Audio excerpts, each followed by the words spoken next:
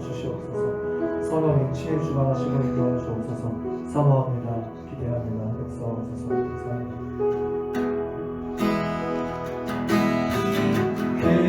되신 주 어느 가운데 행복에 하셨네.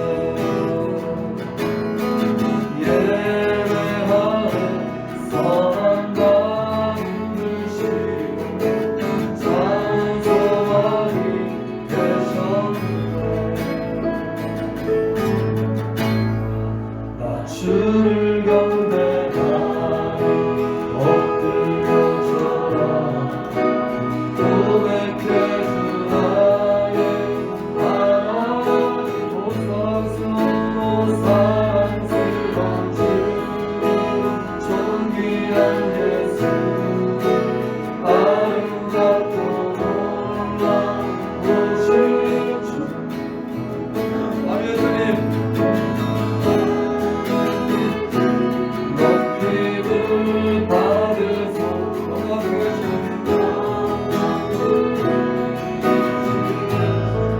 겸손하고 낮고 처음하게 오시기에 낮고 처음에 높여 찬양하리라. 주님은 나 주를 경배하리 엎드려 절하며 고백해 주 나의 하나님 오 사랑스러운 주님 존귀한 예수님 아름답고 놀라우신 주 나 주를 경배하리 엎드려 절하며 고백해 주 나의 하나님 오 사랑스러운 주님 존귀한 예수님 아름답고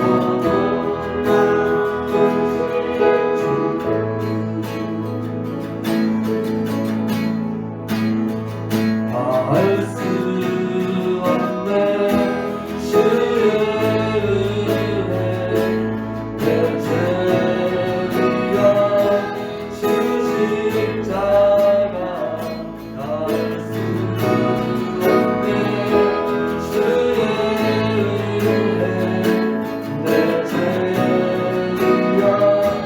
주신 자가 주를 경배하리 엎드려 절하리 고백해 주 나의 하나님 오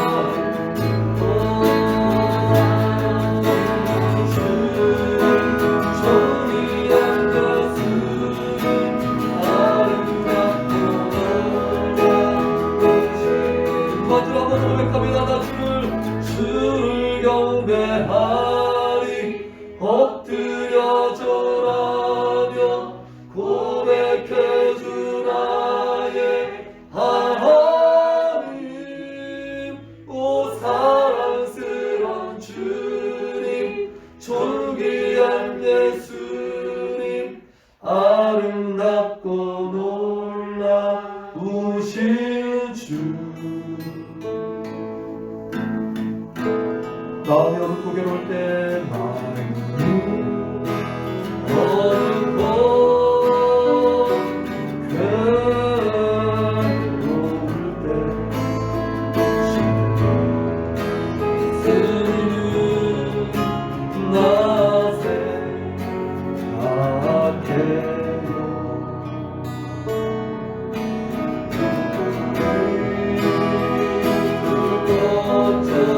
저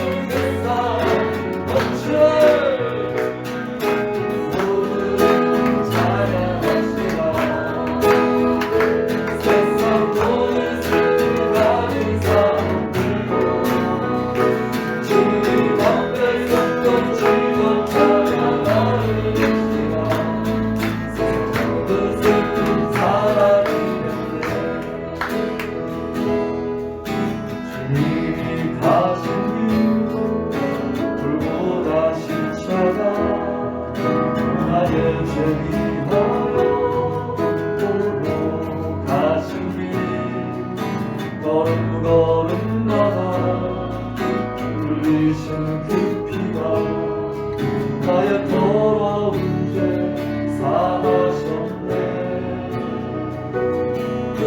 사랑 나의 마음 지친 나의 영혼 주님의 십자가 회복하네. 주님의 그 피가 나를 구했네. 영원한 생명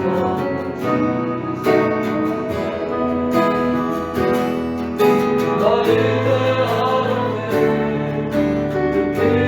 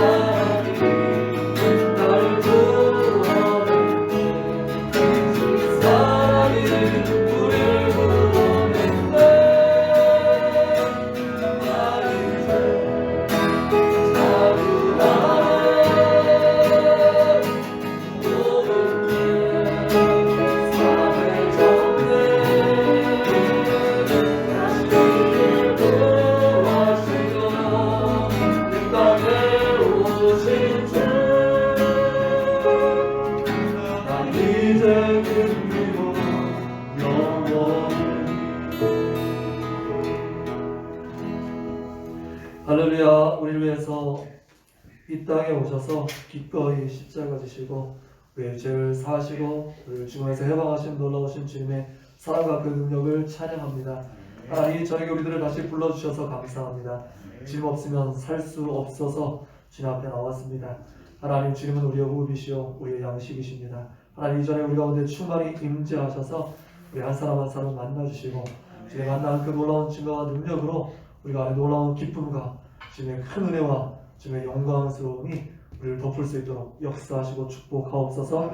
단에 세우시는 목사님과 함께 하시고 이 자리에 함께한 모든 이들, 또 영상으로 함께하는 모든 지체들과 사랑하는 청지기 공동체와 지금 힘있게 함께하여 주옵소서. 감사드리며 예수님 이름으로 기도합니다.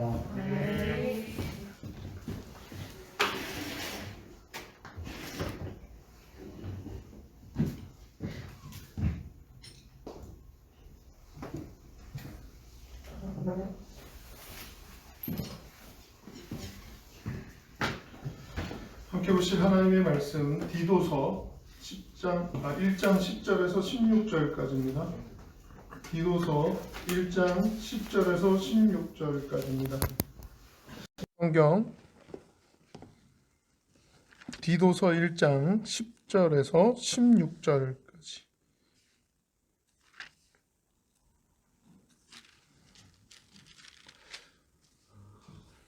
디도서를 함께 강해하면서 말씀을 나누고 있습니다.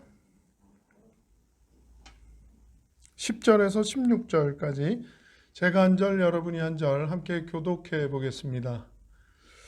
불순종하고 헛된 말을 하며 속이는 자가 많은 많은 중 할례파 가운데 특히 그러하니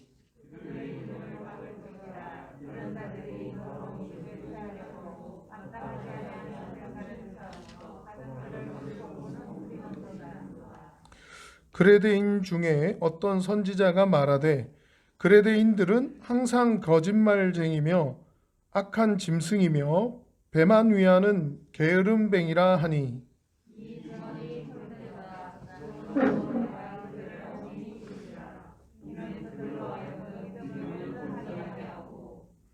유대인의 허탄한 이야기와 진리를 배반하는 사람들의 명령을 따르지 않게 하려 함이라.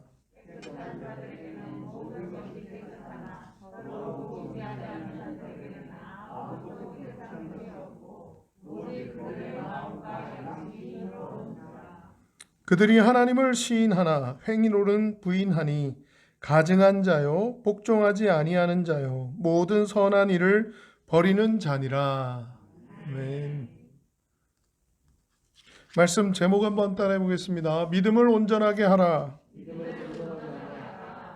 믿음을 온전하게 하라. 네, 13절 말씀에 나오는 그 성경 말씀입니다. 믿음을 온전하게 하라. 디도서를 지금 이제 셋째 주 접어드는데요. 첫째 주의 1절부터 4절까지의 내용 속에서는 바울이 그 디도를 통해서 이 믿음이 동일한 믿음, 같은 믿음이 전달되고 또 나누어지고 전수되고 하기를 기대하고 바라는 마음이 가득 담겨져 있었다라고 하는 걸 우리가 함께 발견했고요. 그리고 이제 신앙계승과 복음 전파라고 하는 것에 함께 연결시켜서 그것이 간절한 유산처럼 아들인 그 믿음의 아들, 영적 아들인 디도를 통해서 이제 계속해서 이어지기를 바란다라고 하는 것이 전해졌고 5절부터 9절까지는 9절까지 함께 살펴본 지난주에는 영적 지도자들, 장로들과 감독을 세워야 된다. 그러면서 그레데라고 하는 곳에 이제 남겼다는 거예요. 그레데라는 곳에 디도를 남겨둔 이유는 하면서 5절에 설명을 하고 그 이유가 바로 장로들을 세우고 감독을 세워야 한다라고 하는 것. 그래서 이렇게 세워라가 지난주 말씀이었어요. 그러면서 어떤 사람들을 세워야 된다? 물론 수염을 기르는 것이 장로들의 어떤 특징같이 되었고 또 그렇게 수염을 인정받지 못하면서 수염을 기르면 우스운 사람이라고 여김받았어요. 그러면서 그 장로들에게도 사람들이 인격적으로 인정해 줄 뿐만 아니라 그 상담이든 모든 생활의 문제, 삶의 문제들이 발생할 때 구약에서부터 이야기하기는 성문 앞으로 가지고 가면 그곳에 그날에 담당하는 장로가 있더라는 거죠. 엘더라고 하는 장로가 성문 앞을 지키고 있는 거예요. 그러면 그 삶의 문제들을 가지고 나누어요. 그러면 이렇게 하면 그 경험들을 통해서 삶의 경험들을 통해서 가르쳐주고 그렇군요 깨닫고 돌아가서 그대로 하고 또 분쟁이나 다툼이나 이런 것들이 생기면 이런 건 이렇게 해결하면 되겠다. 이렇게 양쪽에서 또 하면 된다. 이런 식으로 이야기를 해서 지금도 그런 부분들이 내려와서 탈무드뿐만 아니고 그 이스라엘에는 랍비라고 하는 사람들, 선생님이라고 하는 사람들이 그렇게 계속 인정을 받으면서 그런 모든 삶의 문제들의 답을 대신해주고 찾아주고 하더라는 거죠.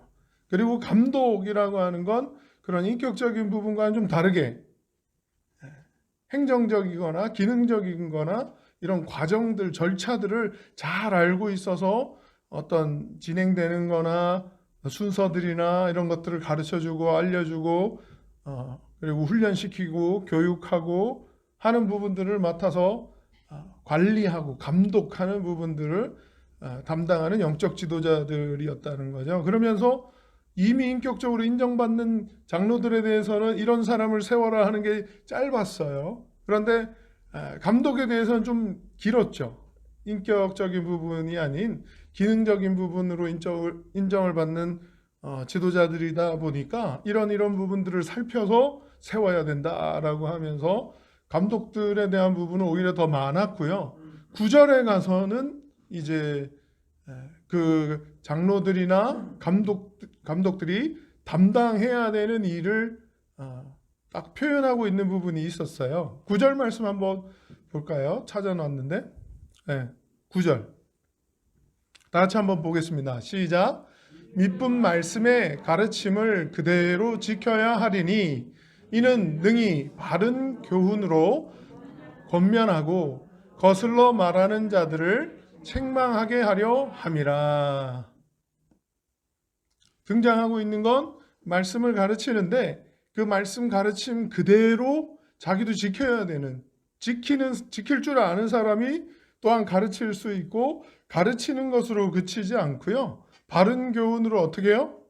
권면도 하지만 거슬러 행하는 자들은, 거슬러 말하는 자들은 어떻게 하라? 책망을 하게 하려고 영적 지도자들을 세운다는 거예요. 영적 지도자가 왜 필요하냐라고 하는 부분에서 지난주 마무리되는 9절에서 이걸 책망을 해서라도, 권면을 해서 이렇게 하는 게 더 좋은 겁니다, 이렇게 하는 게 더 따라야 되는 겁니다 정도가 아니라 이렇게 하지 않으면 잘못하는 것이고 이렇게 하지 않으면 틀렸다라고 하는 걸 분명하게 이야기하면서 돌이키라고, 돌아서라고, 책망할 줄 아는 사람들을 영적 지도자들로 세워야 된다. 그래서 장로와 감독이 세워져야 된다 하는 부분이었어요.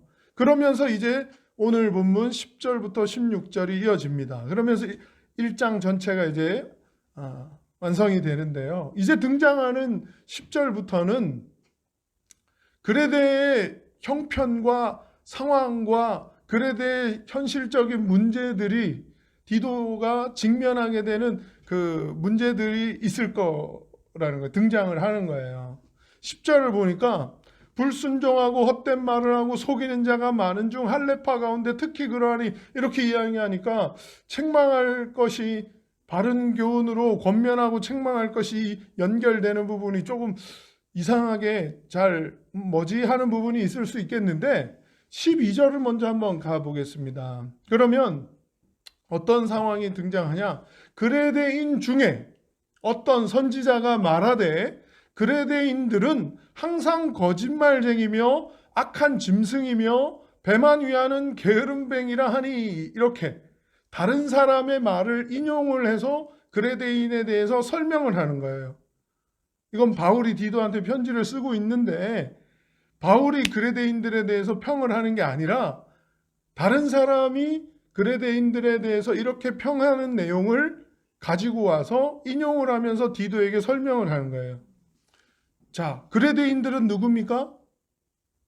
지금 디도가 그레데 섬에 남겨진 이유가 바로 그레데인들을 변화시켜서 바울을 변화시킨 믿음, 바울을 구원한 믿음, 이것과 동일한 믿음으로 디도가 함께 영적인 아들로, 자녀로 이 동일한 믿음으로 변화되고 구원받고 새로워진 그 복음을 전파하려고 그레데 섬에 남겨지게 된 건데, 그 남겨진 복음 전파의 대상이 되는 그레데인들, 그레데 섬이에요. 그것부터 설명 안 했구나. 그레데가 어디냐?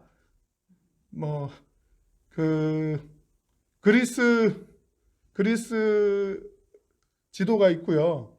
그다음에 터키 지도가, 지중해가 이렇게 있으면 이쪽이 이스라엘이고 그 위에 섬이에요, 섬. 그 지중해에 있는 섬 중에 네 번째로 큰 섬이랍니다. 그리고 제주도의 한 5배 정도의 크기래요. 우리나라도 생각해보면 여러분, 섬은 어떤 것이에요? 과거에 유배지. 죄인들 어디로 도망가지 못하고 어디 가지 못하게 그 섬에다 그냥 유배를 보내는 곳. 죄인들을 가두어둘 수 있는 그런 곳이었어요. 그레데 섬도 마찬가지입니다. 그런 죄인들이 보내지는 유배지 역할을 했던 그레데 섬이고요. 그런 그레데 섬이다 보니까 그 사람들이 이런 그 당시 표현으로 그레데인처럼 말하네 이런 식의 표현이 있었어요. 그레데인처럼 말하네 이런 말들이 있었다는 거죠. 그렇다면 그레데인처럼 말하네가 어떤 거냐? 사기꾼처럼 또는 속임수, 거짓말 또는 막 말도 안 되는 말, 현혹시키는 말. 로또 번호 내가 다음 주에 몇 번이 되는지 내가 다 알고 있어. 내가 가르쳐 줄게. 이런 거 책임질 수 없는 말들 막 하면 사람들을 현혹시키고 이런 사기치는 말들을 하면 뭐라고 한다고요?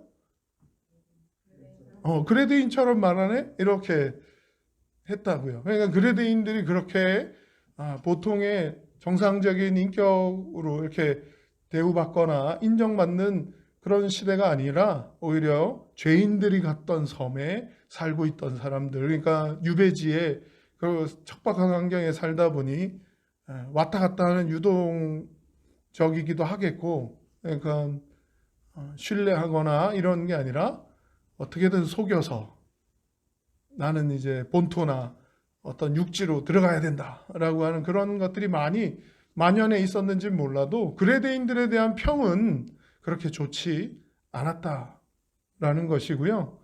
그 당시 바울이 인용했던 그레데인 중에 어떤 선지자라고 하는 사람이 시인이었어요. 시인. 살펴보니까 그 당시에 시인이 있었어요. 그 시인이 이런 표현을 했습니다. 그레데인이었어요. 그레데인인 사람이 그레데인에 대해서 평가를 하면서 이런 말을 했다는 거죠. 그러니까 바울이 직접적으로 전도 대상이 되는 그 그레데인들이 나쁜 사람들이야 라고 말을 한다면 이거는 조금 앞뒤가 안 맞는 상황이 되잖아요. 내가 전도해야 되는데, 내가 구원해야 되는데, 내가 복음을 전파해야 되는 사람들한테 이 사람들 나쁜 사람들이야 이렇게 얘기할 수 없는데, 디도에게 설명해 주기는 그 그레데인들에 대한 평이 있는데 이런 평이 있더라라고 설명을 하면서, 근데 이 평을 무시할 수 없는 평이기에 이야기하는 거예요. 바울이 생각하기에도 그레데인들에 대한 평을 바울도 인정하기 때문에 이 표현을 가지고 와서 인용을 해서 디도에게 전달하고 있습니다. 그레데인에 대한 평이 있는데 좀 생각보다 좀 심하죠. 선을 넘는 표현들 같아요. 볼까요? 그냥 거짓말쟁이 수준이 아니고 항상 거짓말쟁이에요. 늘 입만 열면 거짓말하는 사람. 그레데인들. 또 하나 악한 짐승이에요. 그냥 짐승도 아니에요. 악한 짐승이래요. 짐승은 어떻습니까? 자기 하고 싶은 대로 하는 거예요. 근데 악한이 더 붙었어. 그러면 어떻게 해요? 자기 하고 싶은 대로 하는데 그 하고 싶은 대로 하면서 다른 사람이 어떻게 되든 상관이 없는 거예요. 그 수준을 넘어서면 어떻게? 괴물이라고 우리가 표현을 하잖아요. 다른 사람들의 상황이나 형편 고려하지 않고 자기만 위하고 자기만 잘 되고 자기만 괜찮으면 된다고, 나만 잘 되면 돼, 이런 표현들. 그러니까 그 다른 사람들에 대한 건 고려하지 않는 그런 모습들을 보면서 악한 짐승이다라고 아주 표현하고, 또 하나 덧붙여서 배만 위하는 게으름뱅이다. 이런 배만 위한다라고 하는 이 표현은 다른 데도 바울이 또 사용하는 표현이 됐어요. 그런데 이 시인이 표현하기를 그레데인들은 자기 배만 부르면 다른 일들이 어찌 되건 상관없이 그냥 만사태평하다고 막 여겨질 정도로 배만 부르면 돼. 배만 부르게 하면 그냥 게으름뱅이로 계속 있어 라고 하는 그런 표현을 받는 그레데인들을 향해 복음을 전파하러 디도가 남아 있더라는 거예요. 그 그레데 섬에. 그러면서 이 교회를 세우는데 영적 지도자들을 세워서 어떻게 해야 된다고요? 9절에 우리가 이미 봤는데 바른 교훈으로 권면도 해야 되지만 책망까지 가는 거예요. 책망이 말이 그냥 우리가 쉽게 책망 이렇게 표현하지 책망은 쉽지 않아요. 책망했다가 관계가 틀어지고 소원해지고 불편해지고 떠나가고 깨지고 사람을 잃고 막 이렇게 되는 경우가 많이 있거든요. 다툼이 생기고 막 하는 이유들이 네가 뭔데 나한테 책망을 해? 이런 그 부딪힘이 생기잖아요. 그런데도 지도자들은 영적인 그런 감독들, 장로들이 그 역할을 감당할 수 있도록 이런 사람들을 세워서 그레데 섬에 세워지는 교회가 신앙을 계승하고 복음을 전파하고 믿음이 전해지고 든든하게 세워져 가려면 주님의 몸된 교회가 아름답게 세워져 가려면 건강하고 튼튼하게 서려면 그런 영적 지도자들이 역할을 잘 감당할 수 있어야 된다. 그러면서 디도는 물론이고 세워지는 영적 지도자들의 역할이 바로 그런 그레데인들을 변화시키는 역할을 해야 되기 때문에 겉면만으로 좀 힘들다는 것을 바울이 알았던 거예요. 그래서 지금 설명하고 있는 겁니다. 그레데 섬에서 복음을 전파하고 신앙을 개성하려고 하면 이제 우리가 본 10절부터 한번 보겠습니다. 그 사람들의 습성이나 모습이 그렇게 그 섬 출신 사람이 그렇게 이야기할 정도의 사람들이었으니까 한번 보면 불순종, 헛된 말, 속이는 자 그런 사람들에게 이제 우리가 지금 읽을 때는 느낌이 디도가 전하는 복음이나 신앙 같은 믿음으로 지금 사울이 바울로 변화되고 그 변화된 뿐만 아니라 구원받고 그 복음을 위해 생명을 걸고 이 복음 전파가 더 많은 영혼들에게 전달되기를 원하는 그런 마음을 가지고 복음을 전하고 있는 바울에게 또 바울도 지나갔지만 디도를 남겨두고 있다라고 5절에 표현되고 있으니까 바울도 거기를 갔다가 디도를 남긴 거예요. 그리고는 바울은 다른 곳으로 오게 된 상황이죠. 그래서 편지를 남겨진 디도에게 쓴 겁니다. 11절도 보면 그들의 입을 막을 것이라 이런 자들이 더러운 이득을 취하려고 마땅하지 아니한 것을 가르쳐 가정들을 온통 무너뜨리는 도다.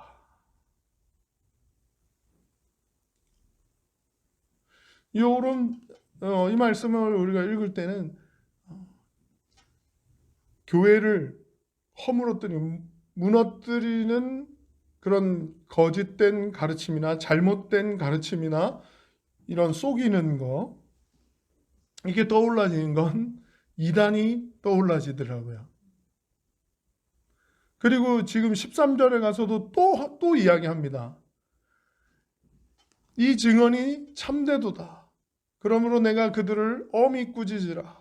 이는 그들로 하여금 믿음을 온전하게 하고 그런 그레데인들을 복음을 전해서 변화시키고 구원받게 하는 일, 복음을 전하는 일에 열심을 내고 최선을 다해야 되는 디도에게 그런 형편과 처지와 상황인 줄 알고 있다는 거예요. 그럼에도 어떻게 해야 된다? 복음은 전해져야 된다. 그래도 변화시켜야 된다. 이 마음이 담겨져 있는 거죠. 또 14절에 가보면 그냥 아까 앞부분에 이미 10절, 11절에 했는데도 이야기하기를 유대인의 허탄한 이야기와 진리를 배반하는 사람들의 명령을 따르지 않게 하려 함이라. 여기서는 이제 또 사기치는 그런 모습들, 이단의 모습들이 좀 더 구체적으로 노골적으로 좀 드러나긴 합니다. 유대인의 허탄한 이야기와 진리를 배반하는 사람들의 명령을 따르지 않게 하려 합니다. 15절이요. 깨끗한 자들에게는 모든 것이 깨끗하나 더럽고 믿지 않는 자들에게는 아무것도 깨끗한 것이 없고 오직 그들의 마음과 양심이 더러운지라. 16절이요. 그들이 하나님을 시인하나 행위로는 부인하니 가증한 자요 복종하지 아니하는 자요 모든 선한 일을 버리는 자니라.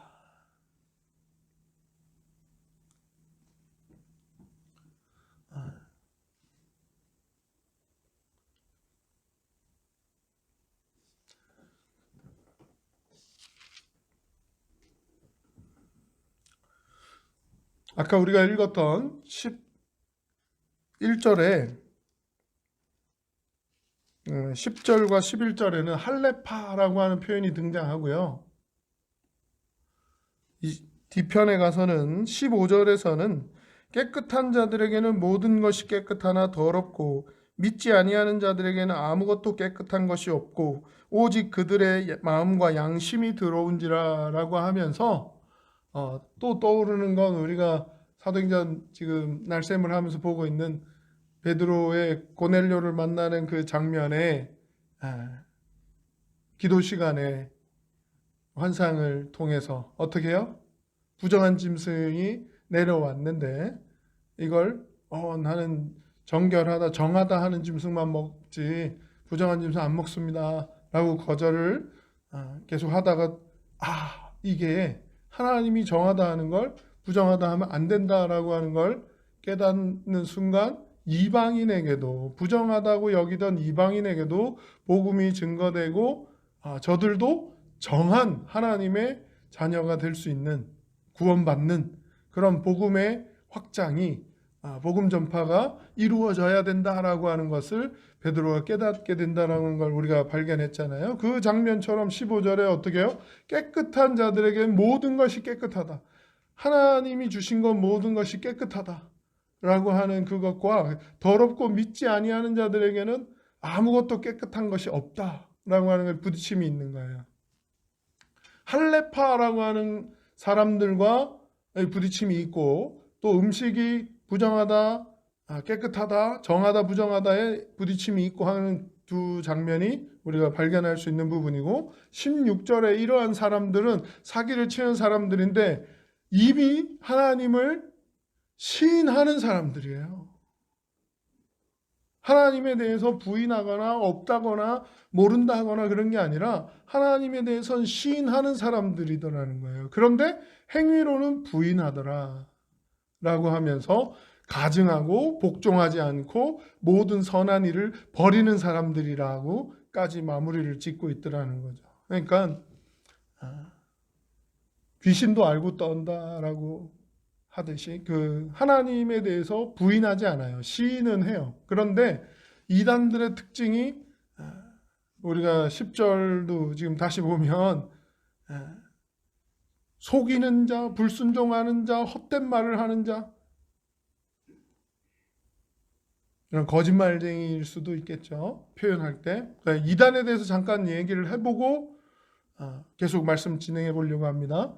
이단에 대해서 이야기할 때 이단의 기준을 뭘로 삼습니까? 막 이렇게 얘기하잖아요. 또 다른 성경을 가지고 있다, 경전이 있다, 뭐 사람을 교주로 생각한다라고 하는 거 이단의 10계명 해가지고 뒤에 가보면 여러분 팜플렛에 현대종교에서 만든 팜플렛이 있어요. 한번 읽어보시면 도움이 될 겁니다.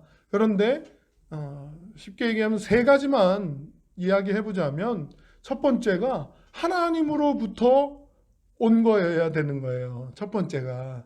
그게 계시라고 하는 겁니다.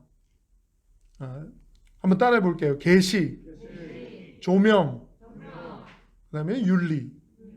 이 세 가지가 어찌 보면 잘못된 바른 교훈이 아닌 거짓 교훈과 잘못된 교훈에 대한 두 가지를 어떻게 구별할 수 있습니까? 라고 할 때 물론 결과적으로는 가정이 파괴되고 하는 이야기들이 있어요. 속이고 뭐 불순종하고 이러는데 이게 시간이 흘러야 발견할 수 있고 그렇구나라고 하는 걸 알 수 있게 되는 거잖아요. 마찬가지로 시간이 흐르면서 기준점으로 삼고 살펴볼 수 있는 게 세 가지가 있다면 첫 번째가 하나님으로부터 온 것이어야 된다는 계시라고 하는 거예요. 시작이 하나님이었다는 거예요. 근데 이 시작이 하나님이었다라고 하는 건 사기꾼도 거짓말로 이야기할 수 있습니다. 이단들이 이거 하나님으로부터 온 환상이야, 계시야, 말씀이야 뭐 하면서 나한테 기도 중에 나타나서 이야기했어 라고 하면서 하나님으로부터 시작된 거에 대한 계시에 대한 부분을 속임수로 헛된 말로 이렇게 속여서 표현할 수 있더라는 거죠. 증명을 어떤 걸로 해낼 수 있느냐라고 하니까. 그 두 번째가 이제 조명입니다. 조명이라고 하는 건 이 계시가 역사적인 시간의 흐름 속에 점진적으로 더 밝아지는 거예요. 더 깊어지는 거예요. 무슨 말이냐면 더 얹혀진다고 해야 되나요? 더 덧붙여진다고 해야 되나요? 그 역사적인 전통성을 가지게 되는 거죠. 부딪힘이 생기는 게 아니라 이전에 있던 계시가 하나님으로부터 시작된 것이 시간이 흐를수록 더 보태지고 더해지고 하면서 이해가 더 깊어지고 이해가 더 넓어지고 하는 그런 과정을 거치는 거죠.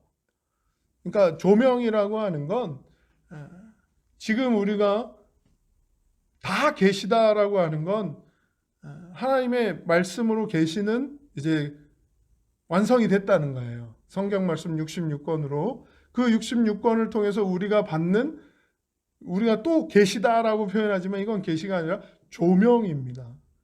거기에 대한 해석이나 지금 이 시간도 디도서 말씀이 이미 2000년 전에 막 쓰여진 그 말씀인데 우리가 지금 함께 나누면서 그 말씀 본문이 오늘을 사는 우리에게 또 다른 하나님의 가르침으로 교훈으로 영적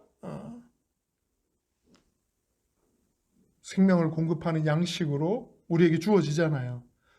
그러면서 점점 더 깊어지고 점점 더 넓혀지고 하는 그런 과정을 거치는 걸 하나님으로부터 시작된 것이 계시고 그 이해와 깊이가 더 넓어지고 깊어지는 게 조명이라고 한다면 이 부분에서 역사적인 전통성이라고 하는 부분이 생기는 거예요. 무슨 말이냐면 또 다른 계시다라고 해가지고 새로운 경전, 자기들만의 경전을 시작한다.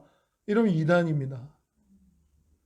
그리고 또 다른 새로운 한 번도 듣도 보도 못한 놀라운 새 거야 라고 이야기하기 시작하면 이것 또한 역사적인 전통성을 갖지 못하는 게 됩니다. 예수님께서도 이 땅에 오셔서 마태복음 5장 17절에 보니까 말씀 찾아놨는데요. 폐하러 온 게 아니래요. 율법을 폐하러 온 게 아니라 마태복음 5장 17절에 보니까 내가 율법이나 선지자를 폐하러 온 줄로 생각하지 말라. 이게 전혀 새로운 게 아니에요. 오히려 폐하러 온 게 아니고 완전하게 하려 왔다고. 폐하는 게 아니라 완전하게 하는 거다고 설명하듯이 역사적인 전통성은 이어지는 걸 인정하는 거예요. 율법이 다 틀렸고 잘못됐다가 아니라 율법을 오히려 올바르게 하나님이 율법을 주신 이유와 그 뜻을 분명하게 깨달고 알게 하려고 완성시키려고 예수님이 오셨다는 거예요. 사람들이 계속해서 잘못 오해하고 잘못 해석하고 잘못 이해하고 나가니까 완성하시려고 예수님이 오셨다는 거지 완전 새로운 걸 지금부터 시작하려고 오신 게 아니다라고 하신 거죠. 이단들의 그런 부분들이 자기로부터 시작돼야 된다라고 하는 부분들이 이 조명의 부분들을 이건 아무도 이런 설명 안 했어. 아무도 이런 거 몰라. 나만 알아. 나만 깨달았어. 나만 깨닫게 해준 거야. 이런 식으로 해석에 대한 성경 해석에 대한 부분들을 그 깊이와 넓이를 계속해서 누군가 선배가 이렇게 해석하고 읽으면서 감동을 했고 하는 부분들을 거스르거나 부딪히지 않게 오히려 더 깊어지고 완성시키는 쪽으로 이어가는 것, 이것이 조명의 역할입니다. 또 하나가 발견할 수 있는 게 윤리성이에요. 이게 보편타당한 모든 사람들이 보고 본이 될 만한 그런 삶의 모습이 갖추어지고 그걸 지키려고 노력하고 하는 부분이에요. 이건 세상 법을 지키려고, 세상 가치를 지키려고 하는 윤리가 아니라 하나님 나라 백성으로서 하나님 나라의 윤리와 가치를 지키려고 하다 보니까 오히려 세상 방식의 가치와 윤리보다 조금 더 높은 수준의 가치와 윤리가 되더라는 거죠. 그래서 본이 되고 모델이 될 만한 그런 윤리성을 갖고 있더라라고 하는 거예요. 이것과 반하고 부딪힘이 생기고 한다면 이단인지 주의해야 되고요. 이단인지 조심해야 될 뿐만 아니라 주의하고 조심하고 경계해야 되고 하는 부분이 생기는 거죠. 그 기준점으로 삼을 수 있는 게 하나님의 말씀이냐, 또 그 말씀의 깊이를 계속 역사적인 전통성을 이어가느냐, 그리고 윤리적인 삶 따로 신앙 따로 이런 게 아니라 자기들이 가치가 또 인정하고 있는 만큼의 윤리적인 삶을 뒷받침하면서 간다면 주의하면서도 좀 인정할 부분이 있는지 살펴야 될 부분이 우리에게는 있는 거죠. 일단 이제 그렇게 이단에 대해서는 잠깐 번외로 이야기한 거고요. 다시 그레데의 섬 상황으로 들어와 보면 이 그레데의 섬에 강력하게 속이고 있는 두 가지를 발견할 수 있는 게 바로 할레파가 등장하고 먹는 것 가지고 다투는 거예요. 이건 그 당시 바울이 전도하고 있던 복음 전파하고 있던 모든 다른 곳에서도 발견할 수 있는 부딪힘들이었어요. 그래서 디모데전서, 디모데후서, 디도서 이렇게 목회 서신이다라고 하는 편지글인데요. 디모데도 바울의 아들이라고 하면서 이제 편지를 쓰고 있는 부분이 있어요. 그런데 디모데 전후서도 우리가 살펴봐야 되겠지만 이 할레파 그리고 음식으로 논쟁을 하는 사람들, 여기에는 어떤 부분이 있느냐? 바울에게는 예수 그리스도의 복음, 예수 그리스도의 십자가, 예수 그리스도의 피가 나를 살리고 구원하고 하나님의 백성이 되게 하고 구원을 완성하는데 그 더 필요한 게 없다는 거예요. 이걸로 충분하다는 거예요. 하나님의 은혜로 충분하다. 이게 바울이 이야기하는 거예요. 이신칭의 이렇게 표현도 하겠지만 하나님의 그 은혜로 완성되고 하나님의 선물이고 하나님으로 충분합니다. 예수 그리스도로 충분합니다. 이걸 이야기하거든요. 그런데 그 당시 하나님을 인식하고 인정하고 있던 유대인들로서는 그것만으로 뭐랄까 좀 너무 이것만으로도 된단 말이야? 아쉬움이 남았나 봐요. 이렇게 간편해? 이렇게 간단해? 라고 하는 아쉬움이 좀 남았는지 할례를 거기다 집어넣어요. 할례가 구원받은 증표야. 할례가 구원받은 백성들이 가질 수 있는 증거야. 할례 받았어? 이렇게 하면서 할례를 구원에 꼭 필요한 단서 조항처럼 올려놓는 거예요. 복음 이외에 덧붙여서. 또 하나 음식으로 이야기합니다. 음식을 가리고 하나님이 정하다 하는 음식만 먹는 사람들. 이래야 구원받은 백성의 어떤 보여지는 부분으로 외적인 부분으로 완성이 되는 거지. 그것도 구별하지 않으면서 어떻게 하나님의 사람이라고 하나님 백성이라고 이렇게 이야기하냐고 하면서 음식으로 논쟁을 걸어오더라는 거예요. 이걸 덧붙여야 구원받은 백성이지 라고 하면서 이야기하더라는 거죠. 이게 바울은 아니라고 계속 이야기하는데도 그게 맞다라고 하니까 이게 불순종이 말씀에 또 하나님의 가르침에 하나님의 뜻에 부딪힘이 생기는 속이는 것, 이단의 끝이 다른 가르침이 되는 그런 시작점들이 되더라는 거예요.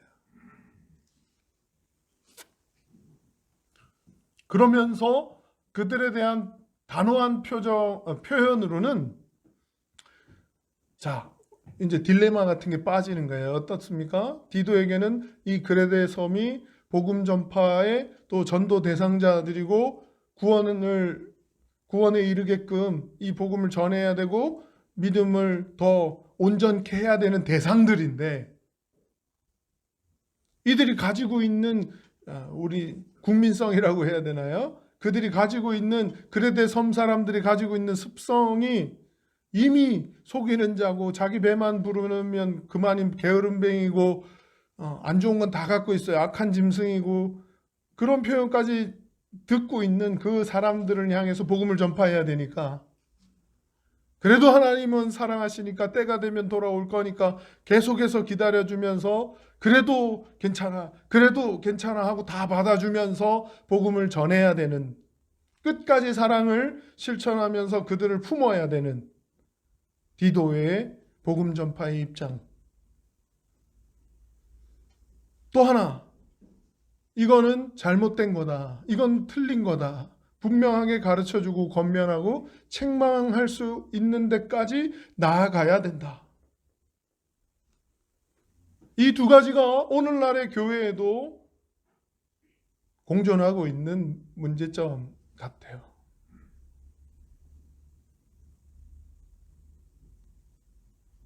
다 받아주어라, 끝까지 사랑해라, 누구든지 예수의 은혜와 사랑 안으로 품어야 되고 구해야 되고 살려야 되고 한다.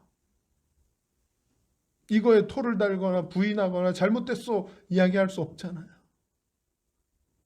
그런데 그렇게 사랑으로 품으려고 하다 보면 현실 속에서는 끝까지 불순종하고 끝까지 하겠다고 해놓고 안 하고 거짓말하고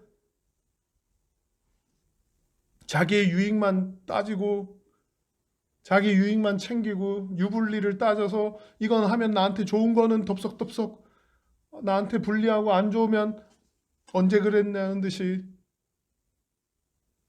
하는 그런 부분들의 모습들, 그걸 끝까지 품고 참고 구원해라 잖아요. 디도에게도 마찬가지 이런 부딪힘이 있을 거라는 거예요. 바울이 그래서 이야기합니다. 어차피 병든 영혼, 죽어갈 영혼, 지옥 갈 영혼 내버려둬도 지옥 간다.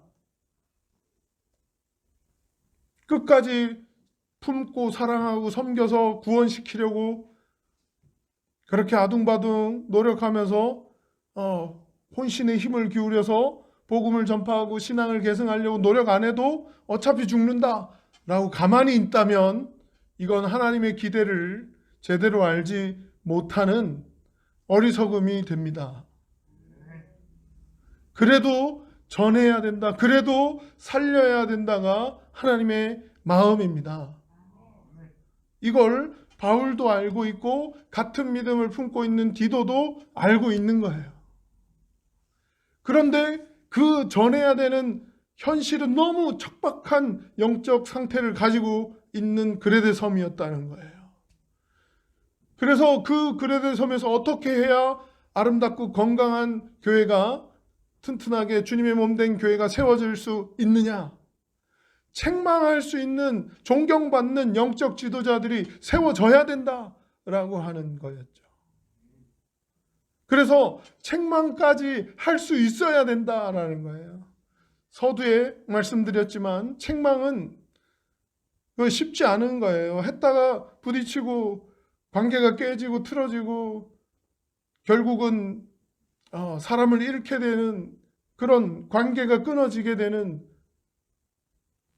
그런 시작점이 책망일 수 있더라는 거예요. 주의해야 돼요. 조심해야 돼요. 그렇지만 책망하지 않고 틀렸는데도 내버려두고 잘못됐는데도 언젠간 알겠지 하면서 기다려주다가 책망해야 되는 바른 교훈으로 가르쳐야 되는 그걸 기회를 놓치게 되면 결국 그 사람은 결과적으로 그 영혼을 잃어버리게 되더라. 그렇게 되는 경우가 많습니다. 책망해야 될 타이밍, 책망해야 될 때에 하나님께, 물론 영적 지도자들이 바르게 서서 기도하고 또 하나님 주시는 마음과 감동으로 사랑으로 해야 되겠지만 하지 않으면 그때를 놓치면 그 사람은 결국 영적으로 병들고 그 영혼을 잃어버리게 되는 결과가 오기 때문에 오히려 그냥 다 받아주어라의 그 모습이 독이 될 수 있더라는 겁니다. 잘못된 신앙으로 나아가게끔 내버려 두기도 하더라는 겁니다. 바울은 알고 있었고요. 그러다 보니 오늘 표현 속에 입을 막으라, 엄히 꾸짖으라고 말씀을 통해서 표현하고 있습니다. 13절에 엄히 꾸짖으라가 등장하고 11절에 입을 막을 것이라고 하면서 바울의 표현 속에도 조금은 단호한 아예 입을 막으라는 거예요. 그걸 전하거나 밖으로 표출해서 다른 사람에게 전달하거나 가르칠 기회를 주지 말아라는 거예요. 입을 막아서 나누거나 전파될 수 있는 그 기회를 차단하라라는 것이고요. 엄히 꾸짖으라고 13절에는 등장합니다. 엄히라고 하는 말이 있어요. 네가 그들을 엄히 꾸짖으라. 엄히라고 하는 말은 원어를 살펴보니까 칼로 베듯이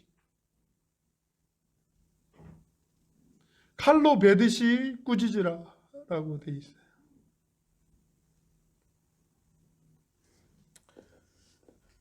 단호하게 잘라버려라 라는 것이죠. 이런 마음 자세를 가지고 복음을 전파하라는 겁니다. 잘못된 교훈과 가르침에 권면으로만 계속 일관하고 그래도 이게 더 나은 거야 라는 정도가 아니라 그것이 2번, 3번 계속 반복될 때에는 책망으로 꾸짖어서 또는 입으로 그런 가지고 있는 잘못된 불순종이나 헛된 말, 허망한 말이라고 돼 있죠. 허망한 말이 책임지지 못하면서 막 뱉어내는 말들.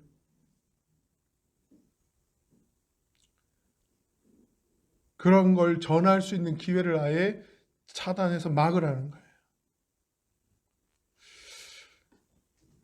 그러면서 더 기준이 더 구체화되고 더 분명해지고 더 뚜렷해지고 하면서 교회법도 함께 성장해 왔어요. 오늘날까지. 이 당시 바울이 목회하던 그 시대의 교회법과 오늘날 우리가 목회하고 있는 이 교회법은 조금 차이가 있을 수 있습니다. 그러면서도 각자의 그 영적 분량이나 마음가짐에서는 분명한 기준처럼 마음의 단호함을 가지기를, 마음 자세를 분명히 하기를 바라는 그 바울의 마음이 우리에게 오늘 전해지기를 소원합니다.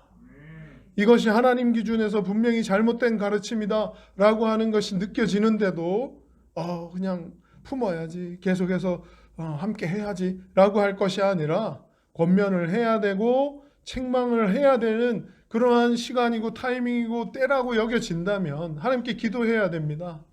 그러면서도 우리의 마음가짐에는 분명하게 하나님의 마음으로 엄히 꾸짖을 수 있는 마음 자세가 우리 안에 있기를 소원합니다. 그게 믿음을 온전하게 하고 그것이 교회를 건강하게 하고 그것이 신앙 계승과 복음 전파를 온전하게 하는 사명을 감당하는 청지기들의 모습이 될 줄 믿습니다. 기도하겠습니다.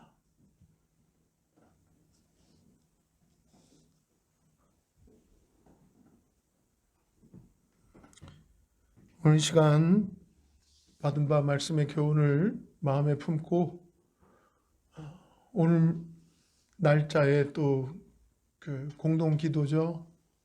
기도 책자에 40일 기도 책자에도 보니까 교만과 겸손에 대한 내용이 등장을 하는데요. 누구든 책망하는 자를 교만한 자로 여기는 것도 잘못된 모습일 수 있고요. 그렇다고 책망하지 못하고 권면만 계속하고 다 받아주는 사람을 겸손한 자라고만 우리가 또 여길 수도 없을 것 같아요. 하나님의 말씀의 교훈을 분명하게 붙잡고 따를 때 성령 하나님 우리를 붙잡으시고 바르고 온전한 믿음으로 하나님의 교회가 또 청지기 교회가 건강하고 튼튼한 믿음의 공동체가 되도록 함께 해주시기를, 우리 가정이, 우리 한 사람 한 사람의 심령이 하나님 앞에 영적인 생명력을 또 세상을 향해 나누고 전하는 그런 청지기로 사용해 주시기를, 붙잡아 주시기를 함께 간절한 마음으로 결단하며 잠시 기도하겠습니다. 주의 이름 한번 크게 부르고 기도합니다. 주여!